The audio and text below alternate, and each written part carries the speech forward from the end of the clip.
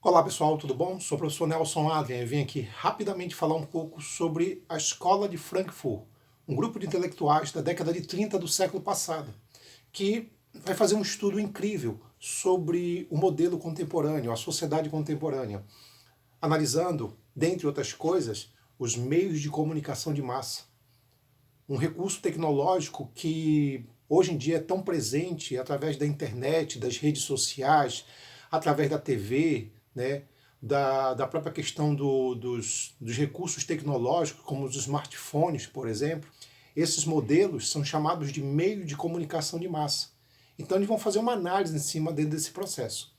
Tá? É claro que a sua análise também foca outros aspectos, outros modelos, mas a gente vai ficar focado principalmente no estudo dos meios de comunicação, que uma parte desses intelectuais vai usar uma análise mais crítica, né, ao ponto de chamar os meios de comunicação de indústria cultural. Tá? Então a gente vai fazer uma análise um pouquinho sobre isso, sobre esse modelo, sobre a escola de Frankfurt, em cima especificamente dos meios de comunicação de massa e o conceito de indústria cultural, certo? Mas, gente, antes de começar, mais uma vez, peço humildemente que você se inscreva no meu canal. Fique à vontade, tá? Dê a sua opinião, faça o seu comentário. O canal também é seu. Bom, gente, a gente vai falar aqui da Escola de Frankfurt, um grupo de intelectuais que surgiu exatamente no Departamento de Filosofia e Ciências Humanas na própria Universidade de Frankfurt, na década de 30 do século passado. Tá? Esse grupo, que tem uma influência muito de caráter marxista, vai fazer uma análise sobre uma série de fatores e de aspectos do mundo contemporâneo. Em especial, e o foco vai ficar muito em cima disso, em cima do que era denominado, chamado de meio de comunicação, tá? Que depois virou meio de comunicação de massa. Tá? Esse fenômeno, que basicamente é um fenômeno tecnológico, que começa, digamos assim, muito com recursos em que as pessoas elas vão ser influenciadas de uma maneira muito intensa, muito rápida, né, através desses recursos tecnológicos, como num primeiro momento o jornal impresso, num outro momento o rádio, num outro momento a TV, em outro momento as revistas, tá? Assim também que posteriormente, né, a gente vai falar agora uma coisa mais atual, a internet, as redes sociais, tudo isso são meios de comunicação, né? E esses meios de comunicação em grande escala, né, influenciando um número muito grande de pessoas, aí usa o termo massa, meio de comunicação de massa, porque é uma massa de indivíduos que vão ser influenciados, que vão ser direcionados, e muitas vezes dentro de uma perspectiva consumista, tá? Então, nesse sentido, nós temos assim autores que vão tanto defender os meios de comunicação como vão criticá-los, tá? Então, por exemplo, se falar um pouco sobre autores que fazem uma crítica aos meios de comunicação, nós temos o Theodor Adorno e o Max Horkheim. Esses dois autores, inclusive, eles vão criar um conceito novo para os meios de comunicação. No primeiro momento, havia uma interpretação de que os meios de comunicação eles reproduziam o que era chamado de uma cultura de massa. Era um termo que era usado, quer dizer, cultura de massa, quer dizer, era uma cultura que ela é massificada porque ela é comercializada em grande escala, né? Então, durante muito tempo se usou o termo cultura de massa para justamente destacar a ideia de que isso era uma característica dos meios de comunicação. Porque os meios de comunicação vão criar o quê? Modelos massificados, né? Modelos consumistas. Né? Então a ideia aqui não é o meio de comunicação direcionar uma venda, uma informação para o Pedro, para o Antônio ou para a Fernanda. Não, a ideia não é essa. É olhar todo mundo como se fosse uma massa. Uma massa de quê? De consumidores. Tá? Então, eu vendo um produto, eu faço uma informação, desenvolvo uma imagem para uma massa de indivíduos, uma massa de consumidores. Daí vem um termo cultura de massa. Tá? E isso é uma coisa que era muito desenvolvida, era muito destacada, abordada. Então, o que vai fazer? Esse grupo de intelectuais, né, a escola de Frankfurt, né, na Alemanha, na década de 30, vai fazer um estudo, uma análise sobre isso. Né? E aí vão existir, na verdade, alguns autores que vão defender os meios de comunicação e outros que vão criticar. Inclusive, tem um sociólogo, o Humberto Eco, nos seus estudos sobre a escola de Frankfurt, ele inclusive classificou os grupos, que dentro da escola de Frankfurt existia dois grupos, que ele chamava de apocalípticos, que eram aqueles que olhavam de uma maneira muito negativa, uma ideia assim um tanto apocalíptica demais sobre os meios de comunicação, essa cultura de massa, né?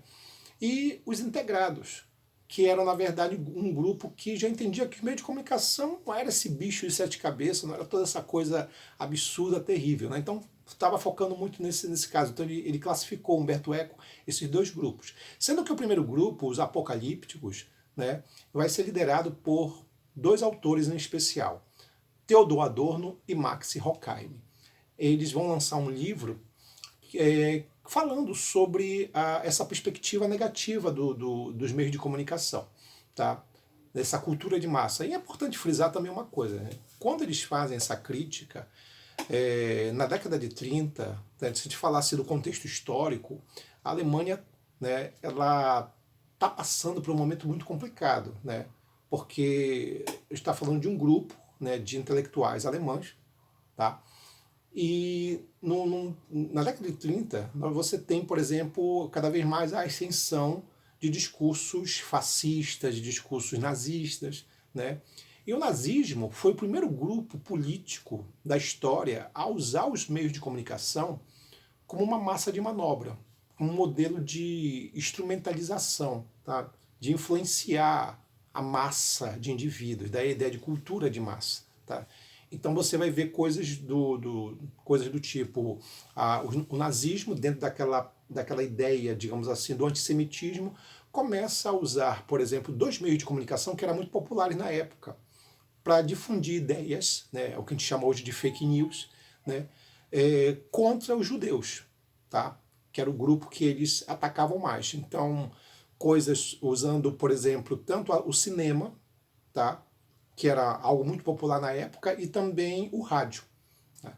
E essa técnica, de alguma maneira, deu certo, funcionou, porque a população alemã começou realmente a se revoltar. Já havia um antissemitismo muito grande na Alemanha, né, e isso se tornou ainda maior. Né?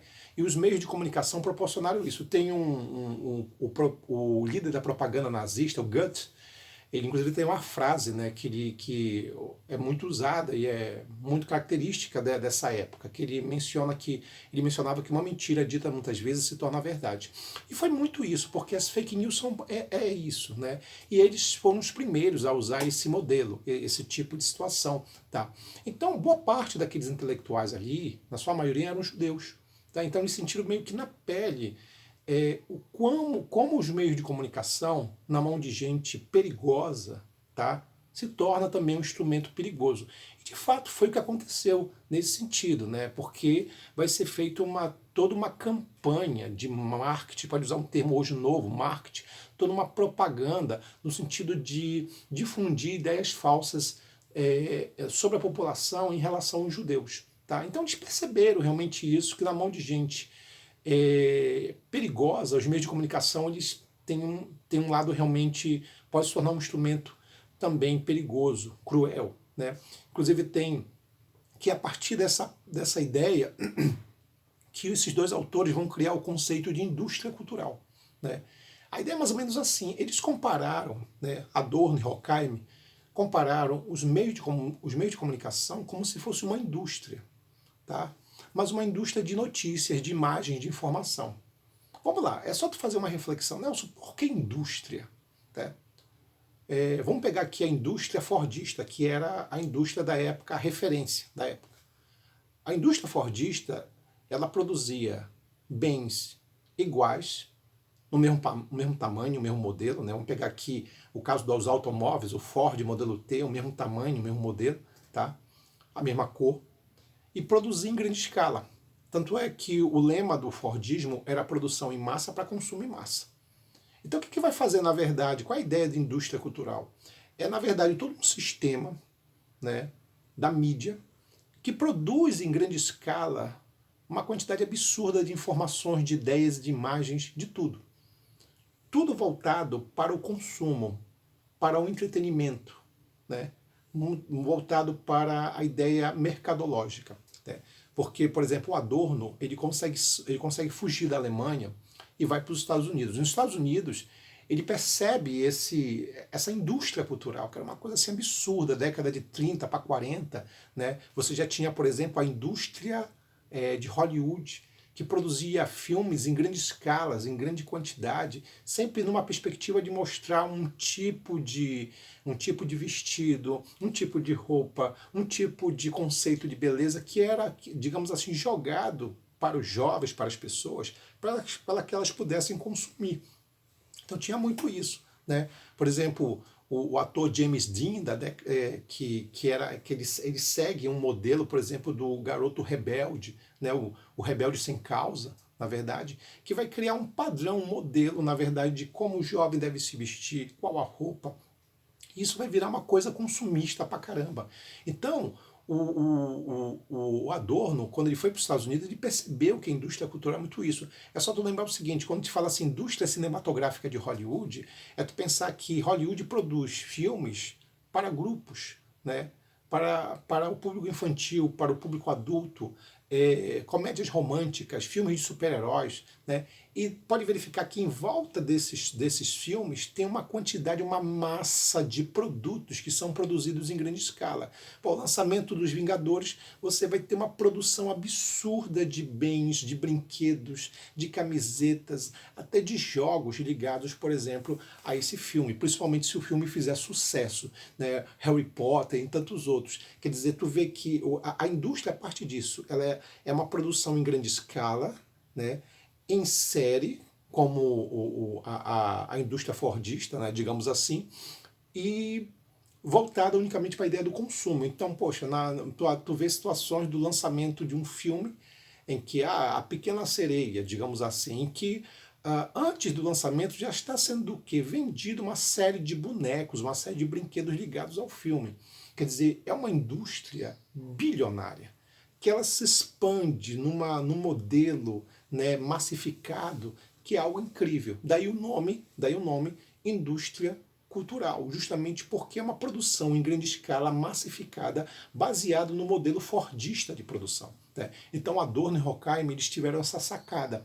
E estamos falando aí de dois autores que eles são vistos como apocalípticos porque eles tinham uma visão muito negativa. Porque os meios de comunicação, segundo eles, visavam entretenimento, brincadeira e pouca reflexão. Né? Essa é a ideia deles. Porém, tu tem autores como o Walter Benjamin. O Walter Benjamin era o colega do Adorno e Horkheimer, e eles partiram de uma ideia diferente. Né? Ele liderava um grupo dentro da escola de Frankfurt que dizia que o meio de comunicação não era tudo isso, não era esse bicho todo, esse bicho feio todo, que tinha, na verdade, muita coisa boa. Né? Por exemplo, o que o Walter Benjamin mencionava? Que graças aos meios de comunicação, né, você vai ter o que? Uma democratização das informações. Porque tu vai perceber o seguinte, tu vai verificar o seguinte, no passado, como é que funcionava a situação? Por exemplo, assim, havia a produção da arte, da cultura, né? Mas isso era para um público específico, era para um público que poderia pagar, né? Uma obra de arte, um concerto musical. Né? Então era uma coisa assim muito elitizada. Então o que ele vai dizer? Que graças aos meios de comunicação, isso vai ser o quê? Difundido, espalhado, massificado. Então, tanto a pessoa, tanto o rico, a elite vai ter acesso, por exemplo, a uma obra, a uma composição de Beethoven, como, por exemplo, uma pessoa pobre, uma pessoa com pouco recursos também. Né? Então, ele tenta partir daquela ideia de que existe o que? Uma democratização das informações. E essas informações, esses modelos, vão criar, na verdade, uma condição melhor para as pessoas, ao ponto de que tanto o rico como o pobre vão ter acesso, por exemplo, a obras de artes, a ter acesso, por exemplo, a uma mesma literatura, a um mesmo modelo, digamos assim, social, econômico, de uma maneira geral. Então, assim, são coisas incríveis, segundo ele, que vai destacar. Né? Eu diria, na verdade, eu faria uma crítica nos dois casos. Né? A minha humilde crítica seria assim. Eu acho que o Adorno e Horkheimer, eles pegam um pouco pesado porque a gente não pode achar que os meios de comunicação só têm um lado negativo. Tem muita coisa boa, né? Graças aos meios de comunicação, hoje, eles desenvolvem mais informação do que conhecimento, mas, de qualquer maneira, você tem uma difusão maior de ideias, de modelos. Isso é muito bacana, tá? Então, a crítica ficaria em cima disso. Enquanto o Walter Benjamin, eu acho que ele talvez é um pouco romântico demais, porque ele vai dizer que os meios de comunicação visam a democratização das informações, do conhecimento. Olha, não é bem assim, né? Você ainda vai ter um conhecimento que ele vai ser elitizado, tá? Então, eu diria que o Walter Benjamin, talvez ele é romântico demais na sua análise, em falar que existe um modelo, digamos assim, democrático, e não existe esse modelo democrático, tá? E por outro lado dizer que os meios de comunicação são meio que um bicho-papão, uma coisa absurda, não é bem isso. Então a Escola de Frankfurt realmente destaca muito esses dois modelos e estabelece, na verdade, uma análise incrível sobre os meios de comunicação de massa que eram chamados na época de cultura de massa, tá? E que hoje é denominado, chamado de indústria cultural, a indústria cinematográfica, a indústria de videogame, quer dizer, são modelos de comunicação, ou a gente pode chamar de indústria do entretenimento. É isso, pessoal. A gente vai ficando hoje por aqui. Um abraço.